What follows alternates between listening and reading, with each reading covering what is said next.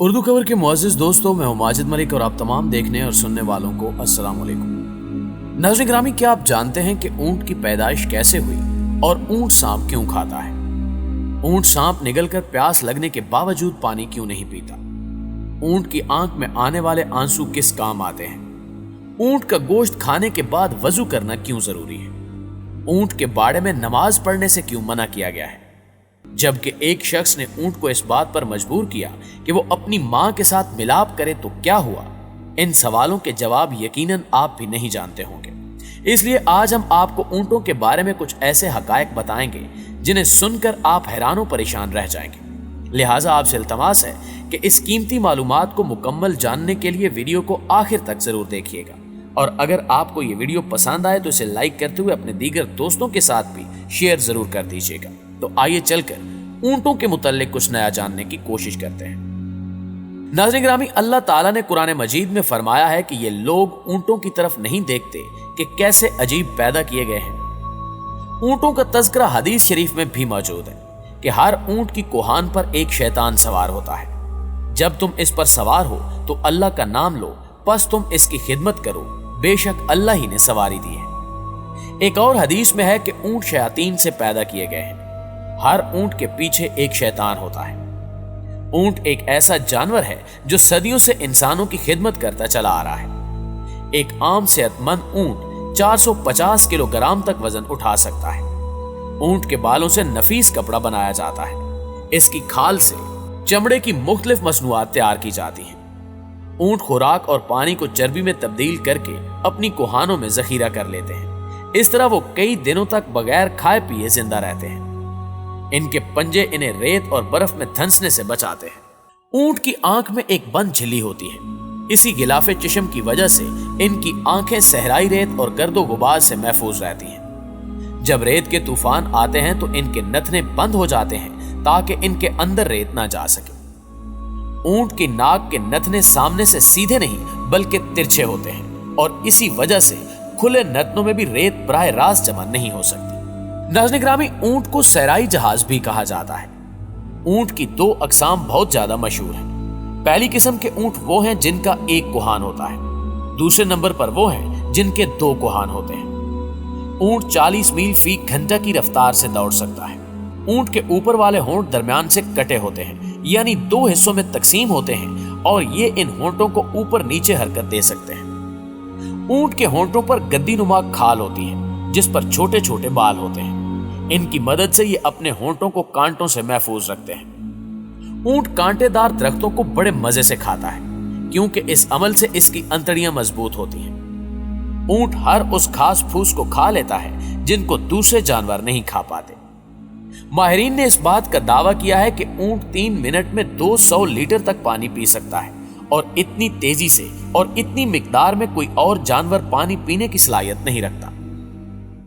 سانپ کا گوشت اونٹ کی پسندیدہ غذا ہے۔ یہی وجہ ہے کہ اونٹ سانپ کو بڑے شوق سے کھاتا ہے۔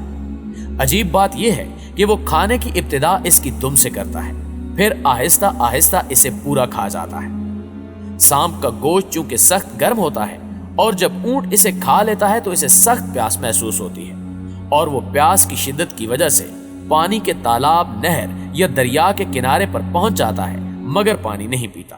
چونکہ اللہ رب العزت نے اونٹ کو تکوینی شکل میں پیدا کیا ہے، اور اگر سانپ کھانے کے فوراً بعد اونٹ پانی پی لیتا ہے تو سانپ کا زہر اس کے بدن میں پھیل سکتا ہے، لہٰذا وہ شدید پیاسا ہونے کے باوجود تالاب پر پہنچ کر بھی کچھ دیر کے لیے پانی نہیں پیتا۔ پھر وہ زور سے بلبلانے لگتا ہے، اور یوں محسوس ہوتا ہے کہ جیسے وہ کسی سخت مشکل میں مبتلا ہے اور کسی کو اپنی مدد کے لیے پکار رہا ہے۔ اس وقت اس کی آنکھوں سے آنسو بہنے لگتے ہیں۔ اللہ نے اس کے پپوٹوں کے نیچے 2 چھوٹے چھوٹے گڑھے تخلیق کیے ہیں۔ اس کے آنسو ان گڑھوں میں جمع ہوتے ہیں، اور یوں سانپ کا سارا زہر آنسو بن کر آنکھوں سے باہر نکل آتا ہے۔ عقل مند ساربان اس گڑھے میں جمع شدہ پانی کو کسی صاف شیشی میں بھر لیتے ہیں، کیونکہ اونٹ کے یہ قیمتی آنسو سانپ اور بچھو کے کاٹے کا تریاک ہوتا ہے جسے بوقت ضرورت استعمال کیا جا سکتا ہے۔ ناظرین گرامی، اونٹ کو ایک بیماری لگتی ہے جس کا نام حیام ہے۔ بعض ماہرین کے نزدیک اس بیماری کا علاج سانپ کو زندہ نگلنا ہے۔ یہ بھی کہا جاتا ہے کہ بعض اوقات خود اونٹ سانپ کو کھا لیتا ہے जिस के जहर की वजह से इसको शदीद प्यास लगती है। इस बीमारी के लाक होने पर ऊंट खाना पीना छोड़ देता है और मरते दम तक मशरिक से मगरिब की तरफ सूरज को देखता रहता है। माहिरीन के नजदीक इस बीमारी का इलाज सांप को जिंदा निकलना है। सहरा में सिर्फ ऊंट ही वजन उठाकर कई दिनों तक बगैर खाए पिए मीलों सफर कर सकता है। इंसान ऊंट पर अपने साजो सामान के साथ सवारी करता है। इंसान को ऐसा महसूस होता है कि जैसे वो अपने घर में बैठा है। अल्लाह ताला ने ऊंट को इस किस्म का इसलिए पैदा किया ताकि पानी की कश्ती की तरह खुश्की की कश्ती भी तैयार की जा सके। ऊंट एक हलाल जानवर है और इसका गोश्त बड़े शौक से खाया जाता है।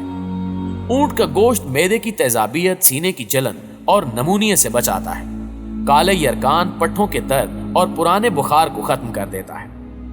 ऊंट का गोश्त खाने से मर्दाना ताकत में बेपनाह इजाफा होता है। ऊंट के गोश्त में विटामिन बी, सी और आयरन वाफिर मिकदार में पाए जाते हैं। ऊंट का गोश्त आंखों की बीनाई में इजाफा करता है, यानी नजर को तेज करता है। जोड़ों का दर्द और दमे जैसी बीमारियों को खत्म करता है। यूरोपीय ममालिक में कई लोग अपना वजन कम करने के लिए ऊंट का गोश्त इस्तेमाल करते हैं। ऊंटनी का दूध खालिस, लजीज और मुफीद होता है, जिसमें बहुत सारी बीमारियों का इलाज है। ऊंटनी का दूध शुगर के मरीजों के लिए इंतहाई फायदेमंद है। नाज़रीन गिरामी, माहिरीन हैवानात ने लिखा है कि जिस वक्त ऊंट को गुस्सा आता है तो यह किसी को भी खातिर में नहीं लाता। उस वक्त ऊंट बदखल्क हो जाता है और ऊंट के मुंह से सुर्ख खाल निकलती है।